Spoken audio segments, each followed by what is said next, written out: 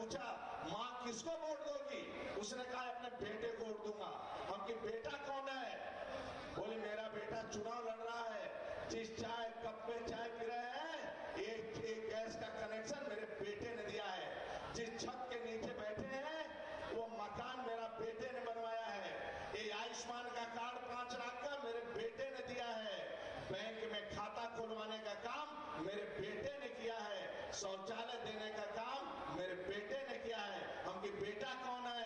तो उन्होंने कहा, वो माँ ने कहा, दलित महिला ने, मेरा बेटा नरेंद्र मोदी है, ये काम नरेंद्र मोदी ने किया है। मित्रों, इसी तरह स्टेशन पर मैं जा रहा था, एक स्टेशन पर दौड़ते हुए यादव आया, राकेश सिंह यादव फिरोजाबाद का। उसने कहा आदरणीय योगी जी को बधाई देना। हम कि क्यों, क्या बात हो गई? उसने कहा पुलिस के भर्ती में मेरी बेटी हो गई, मैं कुली हूं, मेरी बेटी भर्ती हो गई है और 1 रुपया का रिश्वत नहीं लगा। मित्रों, यह है ये योगी सरकार। इसलिए आप सबसे हृदय से स्वागत करता हूं, आप सबका अभिनंदन करता हूं। मित्रों, इस बार का चुनाव महत्वपूर्ण है, जातिवाद नहीं, क्षेत्रवाद नहीं, व्यक्तिवाद नहीं, परिवारवाद नहीं, वंशवाद नहीं। मित्रों, आदरणीय योगी सरकार के लिए, भारतीय जनता पार्टी के लिए चुनाव है। मित्रों, और आदरणीय योगी जी मुख्यमंत्री बनने के बाद परिवार का एक सदस्य गाड़ी में नहीं बैठा, आपकी सेवा के लिए तत्पर है। कांवड़ यात्रा में इस क्षेत्र में देखे होंगे आप, कांवड़ यात्रा में सरकारी हेलीकॉप्टर से कांवड़ यात्रियों पर कोई पुष्प की वर्षा करवाए मित्रों, तो योगी सरकार ने करवाया था कांवड़ यात्रा पर। मित्रों, ये योगी सरकार है। इसलिए आपसे हृदय का स्वागत करता है मित्रों, और एक बार जोरदार नारा के साथ आगे से पीछे तक आदरणीय योगी जी का स्वागत होना चाहिए। मित्रों, ये लगना चाहिए कि आपके बीच में कोई ईमानदार, परिश्रम की पराकाष्ठा करने वाला कोई व्यक्ति है। धरती पर आदरणीय मोदी योगी जैसा कभी कभी शासक प्रशासक आता है शासन चलाने के लिए मित्रों, जो गरीबी की चिंता करता है। तो एक बार जोरदार तालियों के साथ पुनः अपने स्थान पर खड़े होकर मित्रों, एक बार जयकारा लगाकर, एक बार तालियों के गड़गड़ाहट से अपने स्थान पर सब लोग खड़े हो जाए। एक बार माताएं, बहनें, सभी लोग कमाल कमाल कमाल कमाल कमाल कमाल कमाल। भारत माता की, भारत माता की, भारत माता की। धन्यवाद सर। एक बार पुनः मंच का स्वागत इन 2 लाइनों के साथ करते हुए कि नजर नजर में सलाम कहते हैं, हर एक सलाम में 100 कलाम कहते हैं। आप सभी ने आकर सजा दी हमारी कल की ये धरती, इसको सर हम अपना इनाम कहते हैं। मंच पर आसीन हमारे मुख्य अतिथि, हमारे माननीय श्री आदित्यनाथ योगी जी, हमारे प्रदेश अध्यक्ष स्वतंत्र देव जी। मेरे को जैसा आदेश हुआ है कि मैं तुरंत शिलान्यास और लोकार्पण करवाऊं, तो विभिन्न परियोजनाओं का लोकार्पण और शिलान्यास कराने के लिए मैं पहले लाभार्थी हूँ, मैं सीडीओ सर को यहाँ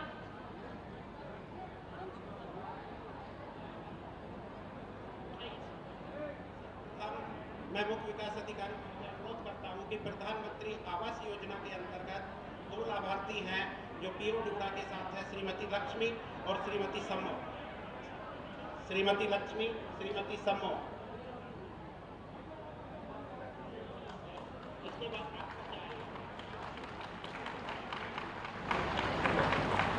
डीसी नरेगा तैयार रहेंगे, डीसी नरेगा तैयार रहेंगे। सामुदायिक निवास निधि के अंतर्गत सर 3,01,40,000 का चेक समूह के लाभार्थियों के लिए मिला है। इसमें डीसी नरेगा से अनुरोध है कि श्रीमती मनीता, श्रीमती अनुपमा सिंह को लेकर आए। 3,01,40,000 का डमी चेक है। पंचायत सहायक, इसके पश्चात पंचायत राज अधिकारी तैयार रहेंगे। जिला पंचायत राज अधिकारी और उनके 2 लाभार्थी, इनको पंचायत सहायक के रूप में नियुक्ति पत्र दिया गया है। श्री राम किसान और श्री अमित चहल, श्री राम किसान श्री अमित चहल, इनको पंचायत सहायक के रूप में नियुक्ति पत्र प्रदान किया गया है।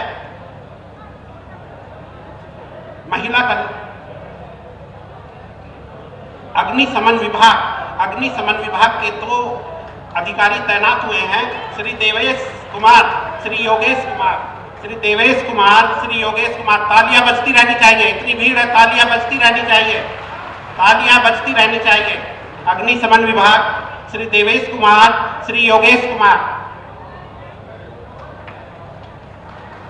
जिला प्रोबेशन अधिकारी तैयार रहेंगे। महिला कल्याण विभाग के द्वारा माननीय मुख्यमंत्री बाल सेवा योजना के अंतर्गत जो अभी शुरू की गई है माननीय मुख्यमंत्री जी द्वारा, उमा स्वर्गीय श्री विनोद कुमार, उमा स्वर्गीय श्री विनोद कुमार मुख्यमंत्री बाल सेवा योजना के अंतर्गत शिलान्यास और लोकार्पण के लिए लोक निर्माण विभाग से अनुरोध है कि माननीय मुख्यमंत्री जी द्वारा जनपद में 68 परियोजनाओं का लोकार्पण एवं शिलान्यास किया जाना है। 2,75 करोड़ की योजनाओं का लोकार्पण एवं शिलान्यास किया जाना है, जिसमें 62 परियोजनाएं हैं। 34 परियोजनाएं हमारी ऐसी हैं जो लोकार्पण की हैं और 28 परियोजना ऐसी हैं जिनका आज शिलान्यास और शुभारंभ किया जाना है। माननीय मुख्यमंत्री जी महोदय से अनुरोध है कि इनका लोकार्पण एवं शिलान्यास करने का कष्ट करें।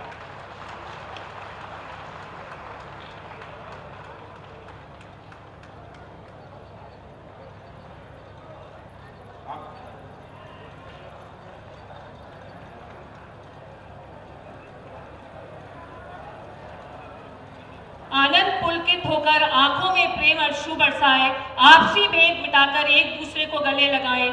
आओ हम सब मिलकर भारत माता व वंदे मातरम की गूंज से पूरे पंडाल को महकाएं। फिर से एक बार पुनः भारत माता की, भारत माता की। मैं हमारे मुख्यमंत्री थी इन पंक्तियों के साथ सर आपका ध्यान चाहूंगी कि कोई रात पूनम की तो कोई अमावस्या की, चांदनी उसकी है जो चांद पाना सीख ले। यूं तो आए हैं रोते हुए जहां में सब, जहां उसका जो मुस्कुराना सीख ले। कुछ भी नजर ना आए आंखों में रहकर, रोशनी है उसकी जो शमा जलाना सीख ले। हर सीने में दिल और दिल में प्यार है, प्यार मिलता है उसी को जो दिल लगाना सीख ले। लोगों का काफिला तो उसके साथ होता है जो सच्चे दिल से रिश्ते निभाना सीख ले। खुशी की तलाश में जिंदगी गुजर जाती है पर खुशी मिलती है उसी को जो दूसरों के गम भुलाना सीख ले। जी हाँ, ऐसे ही हमारे मुख्यमंत्री, एक बार हमारी मुख्यमंत्री श्री आदित्यनाथ ज्योति के लिए जोरदार तालियों के साथ स्वागत।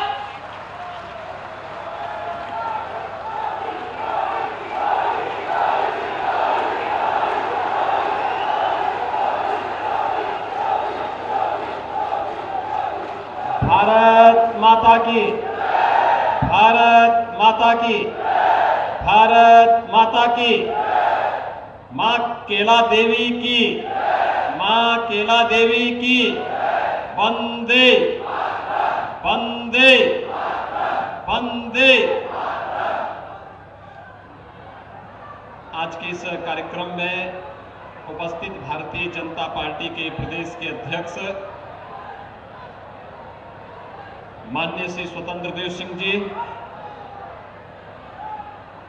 उत्तर प्रदेश सरकार में मेरे साथ मंत्री श्रीमती गुलाब देवी जी, उत्तर प्रदेश सरकार के मंत्री और इस जनपद के प्रभारी मंत्री सरदार बलदेव सिंह ओलख जी, माननीय विधायक गुन्नौर सजीत कुमार उर्फ राजू यादव जी, माननीय अध्यक्ष जिला पंचायत डॉक्टर अनामिका यादव जी, जिलाध्यक्ष ओमवीर सिंह जी, जिला प्रभारी राजा वर्मा जी, क्षेत्रीय उपाध्यक्ष राजेश सिंघल जी और मां केला देवी मंदिर के श्री महंत श्री ऋषिराज गिरी जी महाराज और उपस्थित भाइयों बहनों, एक साथ आज यहां पर असमौली, संबल, चंदौली और गुन्नौर की 737 परियोजनाओं के कुल 169 करोड़ रुपए से अधिक लागत की 28 परियोजनाएं और 709 परियोजनाओं पर 106 करोड़ रुपए यानी कुल 275 करोड़ रुपए की लागत की परियोजनाओं का लोकार्पण और शिलान्यास का सौभाग्य मुझे प्राप्त हो रहा है। मैं इस अवसर पर संभल जनपद से जुड़े हुए असमौली, संभल, चंदौसी और गुन्नौर इन चारों विधानसभा क्षेत्र से जुड़े हुए आप सभी भाइयों बहनों को हृदय से, हमारे दोनों विधायक बहुत मेहनत करते हैं तब योजनाओं को लेकर के आपके जनपद में योजनाएं आती हैं।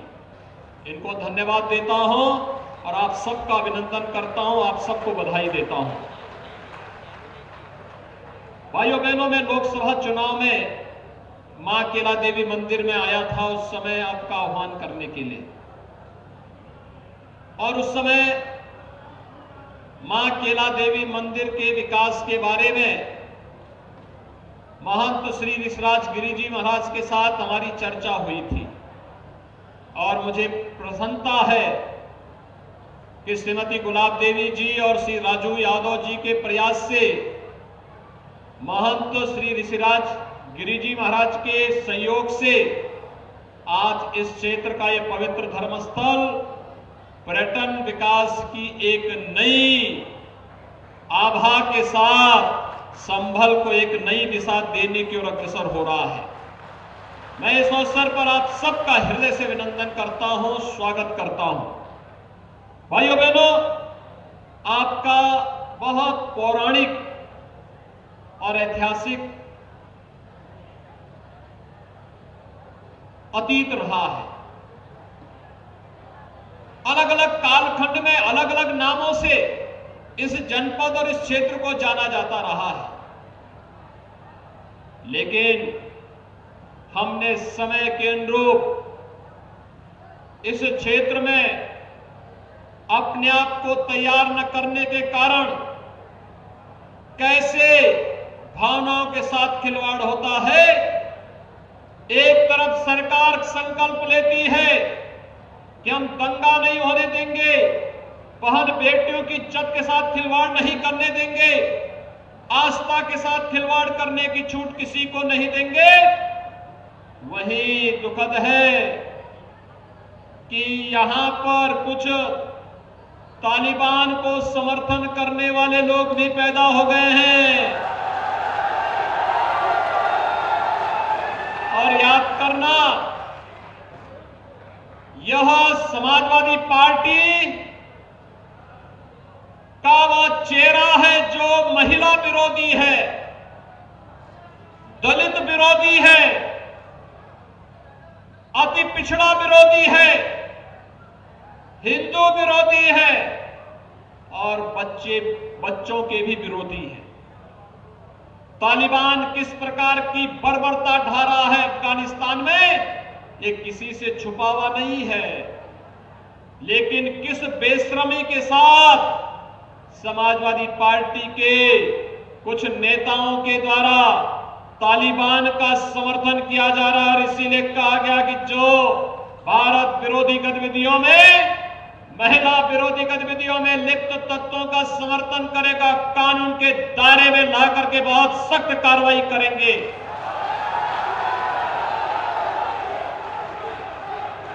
भाइयों बहनों, भारतीय जनता पार्टी का संस्कार तो हमेशा से हर कार्यकर्ता के लिए, हर नागरिक के लिए एक रहा है। हमारा कार्यकर्ता इस संकल्प के साथ चलता है कि व्यक्ति से बड़ा दल और दल से बड़ा देश। हमने अपनी स्वयं की उपासना विधि को जब आवश्यकता पड़ी राष्ट्र धर्म के लिए, तो एक और रख करके राष्ट्र की सेवा के लिए अपने आप को समर्पित किया। लेकिन कुछ लोग ऐसे भी हैं जो अवसर मिलने पर भारत विरोधी गतिविधियों में लिप्त होने और उनको प्रश्रय देने में कोई कोताही नहीं बरतेंगे। लेकिन जब तक मोदी जी का आशीर्वाद और उनका नेतृत्व देश को है, आप निश्चिंत होकर के रहिए, भारत के अंदर कोई बाल बांका नहीं कर पाएगा और उत्तर प्रदेश के अंदर कोई दंगा करने का दुस्साहस नहीं कर पाएगा।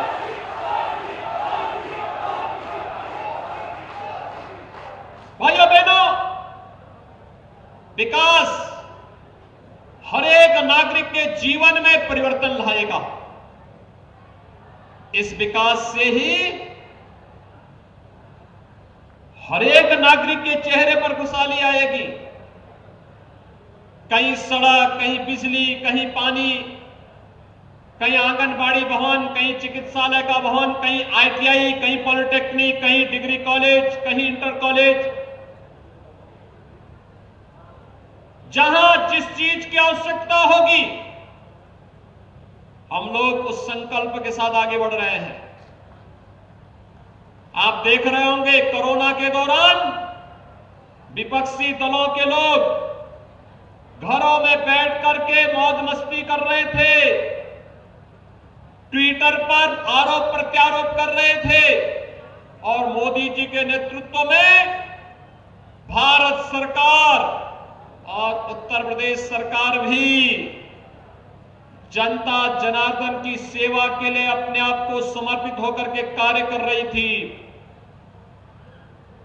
जनधन अकाउंटधारी जितनी माताएं थी, उनके बैंक खाते में पैसा देने का मामला रहा हो, किसान सम्मान निधि से जुड़े हुए किसानों के खाते में पैसे की बात रही हो, निराश्रित दिव्यांगजनों और वृद्धजनों के बैंक अकाउंट में सीधे पैसा देने का मामला रहा हो, या फिर स्ट्रीट वेंडर हो, ठेला खोमचा रेड़ी लगाने वाले हो, प्रवासी कामगार और श्रमिक हो, इनको भरण पोषण भत्ता, यह सब कार्य कोरोना के दौरान किया गया।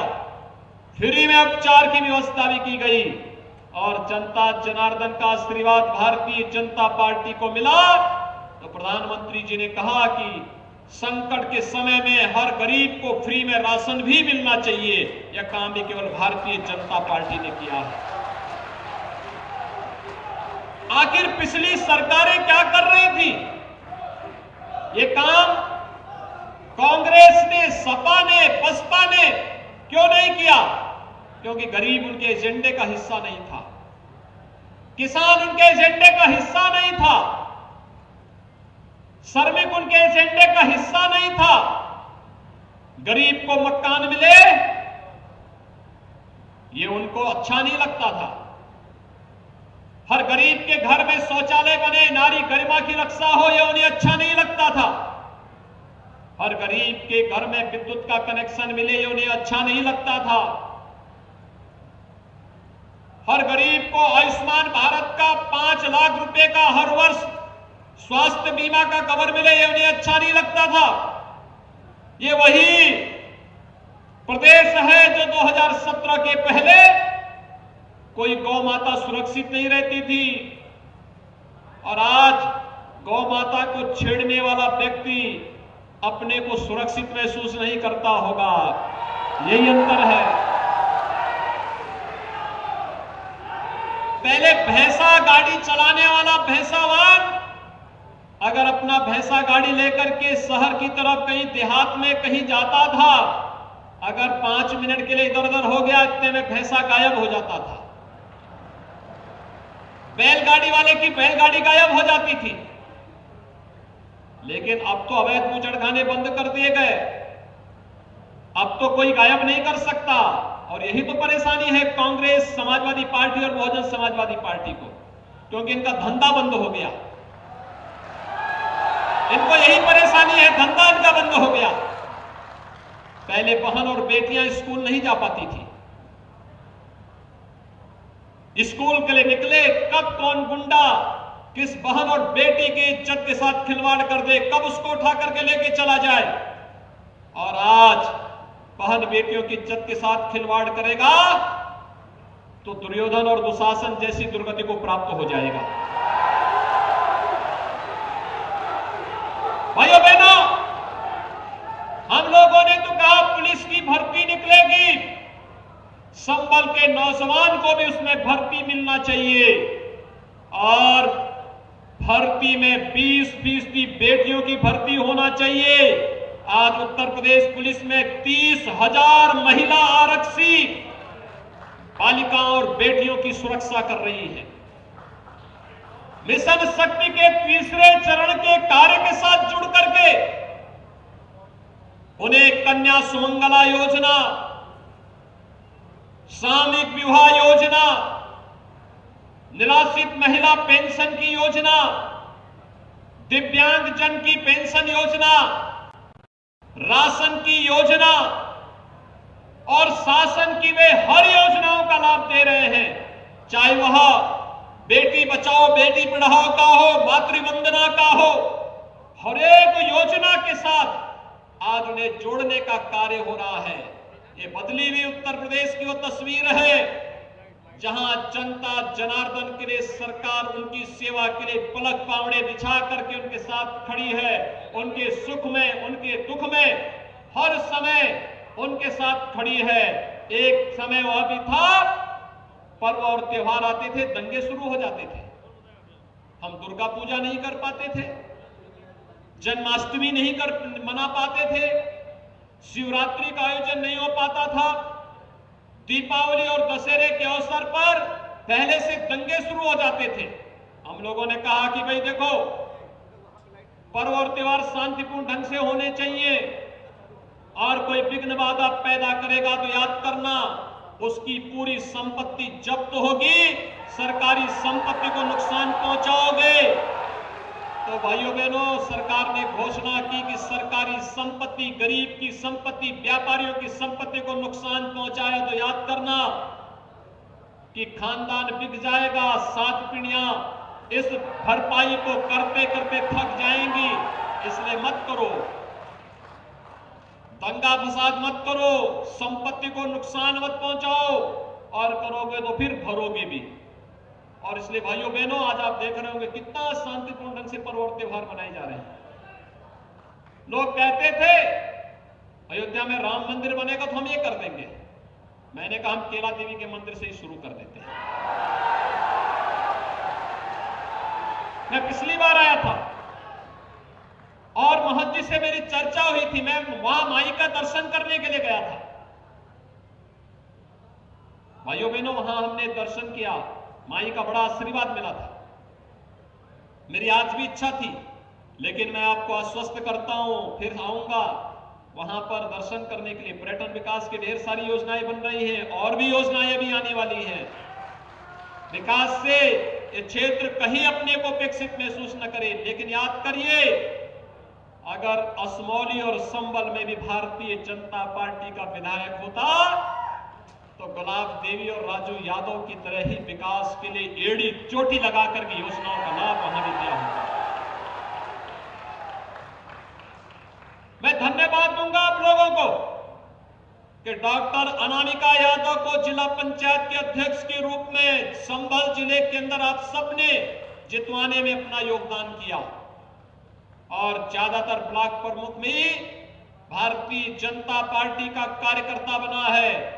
भाइयों बहनों, मैं आप सबका आह्वान करूंगा कि ये सभी हमारे जिला पंचायत अध्यक्ष, विधायकगण, मंत्रीगण, ब्लॉक प्रमुखगण, ग्राम प्रधानगण शासन की योजना के साथ जोड़ करके आप सबके विकास के लिए, आपकी खुशहाली के लिए कार्य करेंगे।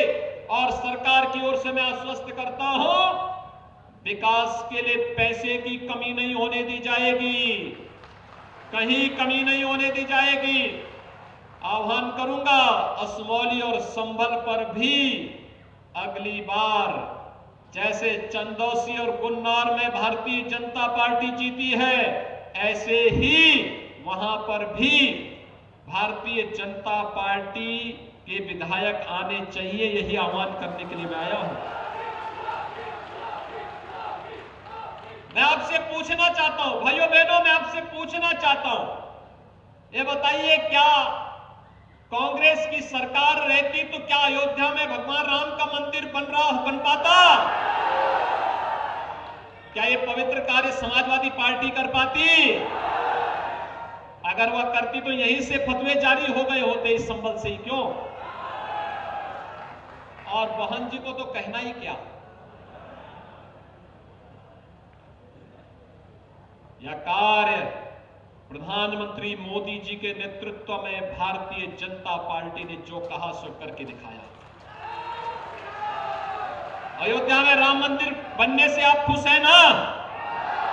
भाइयों बहनों, ये दुनिया का सबसे अच्छा मंदिर बन रहा है, सबसे भव्य मंदिर बन रहा है, आपकी भावनाओं के अनुरूप मंदिर बन रहा है। मर्यादा पुरुषोत्तम भगवान श्री राम के अनुरूप भगवान राम का भव्य मंदिर भी बन रहा है। और आपने भी, आपके गांव से भी, आपके जनपद से भी मंदिर निर्माण के लिए कंट्रीब्यूशन दिया है। मैं इसके लिए आप सबको हृदय से बधाई देता हूं, अपनी शुभकामनाएं देता हूं, आपका आह्वान करता हूं कि भाइयों बहनों, आपने देखा होगा 7 वर्षों से प्रधानमंत्री मोदी जी देश की सेवा निरंतर कर रहे हैं।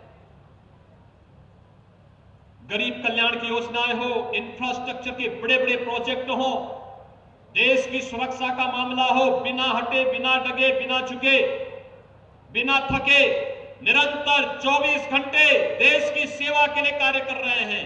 और ऐसे ही उत्तर प्रदेश के अंदर हम लोग भी कार्य कर रहे हैं। 24 घंटे 365 दिन बिना रुके, बिना डिगे, बिना झुके, बिना थके जनता जनार्दन की सेवा के लिए हमारा पूरा समर्पण, उनकी सेवा के लिए एक एक कार्यकर्ता लगा है, एक एक जनप्रतिनिधि लगा है। और मैं आप सबका आह्वान करूंगा कि भाइयों बहनों, अगर भारतीय जनता पार्टी के प्रधानमंत्री, मुख्यमंत्री, मंत्री, विधायक सभी लोग जनता जनार्दन की सेवा के लिए कार्य कर रहे हैं, क्या आप सब भारतीय जनता पार्टी के लिए अगले 6 महीने का समय दे पाएंगे? 6 महीने भारतीय जनता पार्टी के मिशन को, और इस मिशन के लिए 6 महीने दीजिए। उत्तर प्रदेश के हर एक नागरिक को देश के सबसे बड़े, सबसे विकसित प्रदेश के रूप में आगे बढ़ाने के लिए, आपको इस गौरव के साथ आगे बढ़ाने का कार्य भी भारतीय जनता पार्टी की सरकार प्रदेश के अंदर करेगी। और यही आह्वान करने के लिए आज मैं आपके बीच यहां पर उपस्थित हुआ हूं। मैं धन्यवाद दूंगा मंच पर अपने इन सभी जनप्रतिनिधियों को, जिन लोगों ने मेहनत की। सरदार जी भी रामपुर से यहां कभी कभार आ जाते हैं आपकी सेवा करने के लिए,